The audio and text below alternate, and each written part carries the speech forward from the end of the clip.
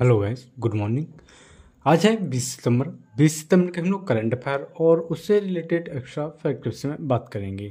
तो चलिए हम लोग बात करें, लेकिन उससे पहले हम लोग बात करेंगे कि आपको अगर वीकली करंट अफेयर चाहिए तो आपको हमारे इसी चैनल पे जो आपको यहाँ पर आइकन आता है कार्ड का, वहाँ आपको अवेलेबल मिलेंगी। और आपको वीडियो अगर लास्ट तक देखेंगे तो लास्ट में आपको जो हमारे मंथली करंट अफेयर और वीकली करंट अफेयर हो चुकी हैं उनकी भी वीडियो वहाँ पर आपको अवेलेबल मिलेगी। और वहाँ नहीं मिलती तो आपको डिस्क्रिप्शन में ज़रूर मिलेगी। अब वहाँ से उसको देखना ना भूलें, क्योंकि आने वाले सभी एग्ज़ामों में वो आपके लिए बहुत ही सफिशेंट क्लास रहेगी।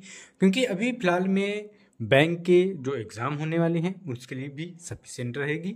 तो चलिए हम लोग स्टार्ट करते हैं पहले क्वेश्चन की ओर। कि पहला क्वेश्चन है कि सितंबर 2025 में अमेरिकी फेडरल रिजर्व ने ब्याज दरों में कितने आधार अंकों की कटौती की है? हमारा जो राइट आंसर है ऑप्शन सी है 25 आधार अंकों की। अमेरिकी फेडरल रिजर्व यूएस फीड ने सितंबर 2025 में 25 बेसिक पॉइंट्स यानी 0.25% की कटौती की है। बात करें कि यह कदम वैश्विक आर्थिक मंदी के दबाव और अमेरिकी रोजगार बाजार की चुनौतियों को देखते हुए उठाया गया है।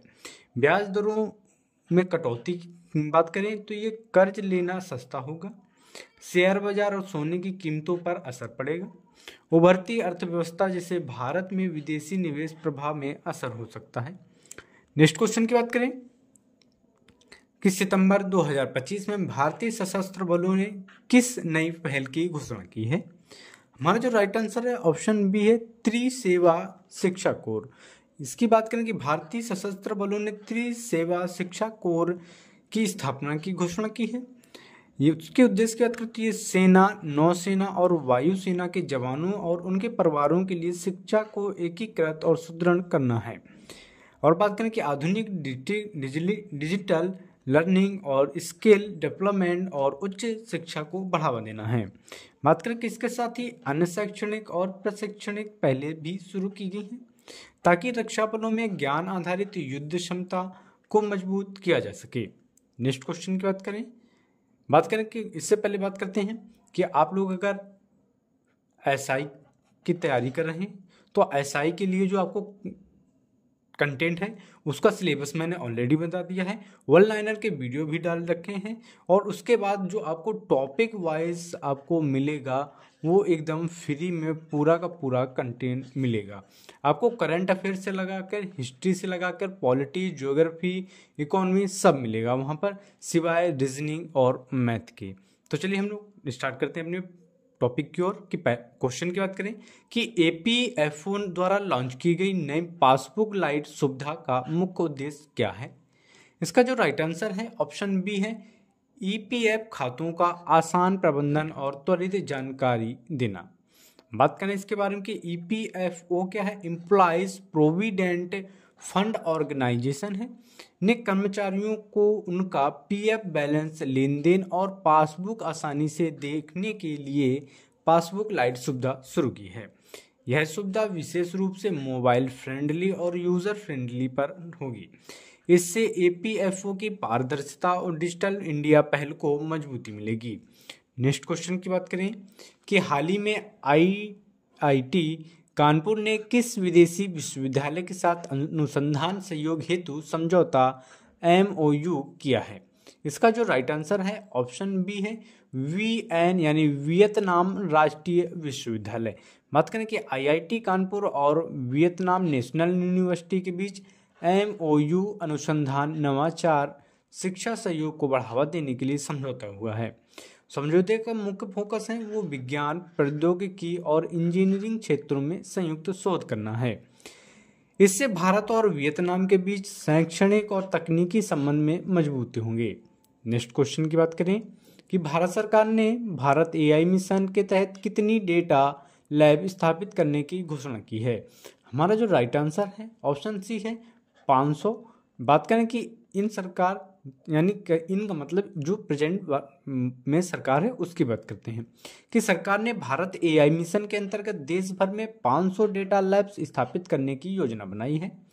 इन डेटा लैब्स का उद्देश्य कृत्रिम बुद्धिमत्ता, रिसर्च और इनोवेशन को बढ़ावा देना है।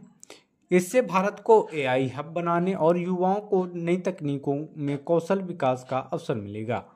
नेक्स्ट क्वेश्चन की बात करते हैं कि भारत के सीएजी ने हाल ही में बेहतर सार्वजनिक लेखा परीक्षा के लिए किस तकनीकी आधारित मॉडल को लॉन्च करने की घोषणा की है। इसका जो राइट आंसर है ऑप्शन बी है एआई संचालित एलएलएम। एलएलएम आप लोग जानते हैं, जिससे डायरेक्ट आपको क्या मिलता है, आप लोग कमेंट में जरूर बताएं। ठीक, बात करते हैं कि भारत के नियंत्रक और महालेखा परीक्षक सीएजी ने सार्वजनिक वित्तीय ऑडिट को अधिक सटीक और पारदर्शी बनाने के लिए एआई संचालित लार्ज लैंग्वेज मॉडल यानी एलएलएम लॉन्च करने की घोषणा की है। यह मॉडल वित्तीय दस्तावेजों, ऑडिट रिपोर्ट्स और अकाउंट डेटा को तेजी और दक्षता से एनालिसिस करेगा। इससे गवर्नेंस और पब्लिक अकाउंटेबिलिटी को मजबूती मिलेगी तथा डिजिटल इंडिया पहल को समर्थन मिलेगा। नेक्स्ट क्वेश्चन की बात करते हैं कि हाल ही में जारी पुस्तक विल्ड अफ्रीका यानी थॉर माई लैंड के लेखक कौन है जो अफ्रीकी वन्यजीवों को प्रदर्शित करते हैं। इसका जो राइट आंसर है ऑप्शन बी है मनीषा मुद्रा। बात करें इनके बारे में कि वर्ल्ड अफ्रीका थॉर माई लैंड किताब में अफ्रीका के अद्भुत वन्यजीव और प्राकृतिक सौंदर्य को फोटोग्राफर्स के माध्यम से प्रस्तुत किया गया है। मनीष मुद्रा एक फिल्म निर्माता और फोटोग्राफर भी हैं जो भारतीय सिनेमा में अपनी अलग पहचान रखते हैं। इस किताब का उद्देश्य वन्यजीव संरक्षण और जागरूकता को बढ़ावा देना है। नेक्स्ट क्वेश्चन की बात करें कि हाल ही में तमिलनाडु सरकार ने अनाथ बच्चों के कल्याण के लिए कौन सी योजना शुरू की है। तो इसका जो राइट आंसर है ऑप्शन बी है अब्बू करंगल। बात करें कि तमिलनाडु सरकार ने अनाथ और परित्याग बच्चों को भोजन, शिक्षा, स्वास्थ्य और पुनर्वास हेतु अब्बू करंगल प्यारे भरे हाथ पहल शुरू की है। जो अब्बू करंगल का अर्थ है वो प्यार भरे हाथ हैं। बात करें कि इस योजना से बच्चों की सरकारी संरक्षण, सुरक्षित वातावरण मिलेगा। इसका उद्देश्य समाज में अनाथ बच्चों की देखभाल व सामाजिक न्याय को बढ़ावा मिलेगा। नेक्स्ट क्वेश्चन की बात करें कि हाल ही में भारत ने किस देश के साथ क्वांटम वैल्यू चेन मैप विकसित करने के लिए समझौता किया है। इसका जो राइट आंसर है वो GB ब्रिटेन है। बात करें इसके विषय में कि भारत और ब्रिटेन ने क्वांटम टेक्नोलॉजी के क्षेत्र में सहयोग बढ़ाने के लिए समझौता किया है। इस पहल का उद्देश्य क्वांटम वैल्यू चेन मैप तैयार करना है, जिससे दोनों देशों की शोध, नवाचार और स्टार्टअप इकोसिस्टम में लाभ होगा। यह साझेदारी अत्याधुनिक तकनीक और साइबर सुरक्षा, क्वांटम कंप्यूटिंग में भारत की क्षमता को मजबूत करेगी। नेक्स्ट क्वेश्चन है कि इसरो ने गगनयान मिशन की अनक्रूड टेस्ट फ्लाइट में कौन सा AI रोबोट शामिल किया है। इसका जो राइट है आंसर है ऑप्शन सी है क्या व्योम मित्र। बात करें कि इसरो ने अपने महत्वाकांक्षी गगनयान मिशन की अनक्रूड टेस्ट फ्लाइट में मानव रूपी AI रोबोट व्योम मित्र को शामिल करने की घोषणा की है। व्योम मित्र रोबोट का कार्य अंतरिक्ष यान में कंट्रोल सिस्टम और लाइफ सपोर्ट सिस्टम का परीक्षण करना है।